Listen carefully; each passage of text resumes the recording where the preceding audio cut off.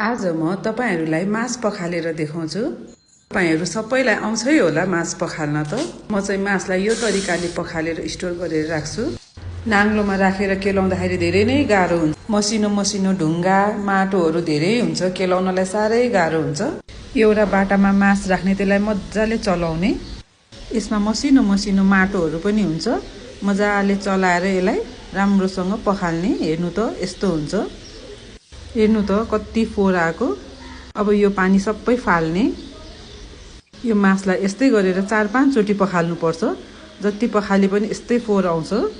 हेर्नु त मैले 3 पल्ट पखाल्दासम्म पनि यस्तै फोहोर आइरहेछ। अब सफा पानी नआएसम्म यस्तै गरेर पखालिराख्ने। 4-5 पल्ट पखालेपछि हेर्नु त यतिको सफा भयो। अब यो मासलाई एउटा नाङ्लोमा राखेर तराउनु पर्छ। सबै मासलाई नाङ्लोमा राख्ने। अब यही नाङ्लोमा राखेर एकछिन पानी तराएर राख्ने।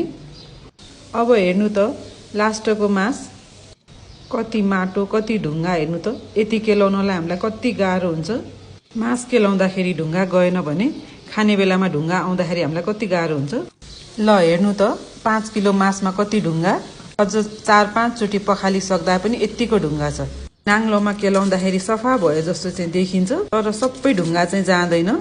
यतिको भएपछि चाहिँ हामीलाई पछि एउटा दुईटा ढुङ्गा चाहिँ बाँकी हुन्छ अझै। पछि केलाउँदा चाहिँ सजिलो हुन्छ। तराएर राखेको मासलाई चाहिँ हामीले एउटा कपडामा राखेर जेमा भए पनि सुकाउनु भयो हुन्छ।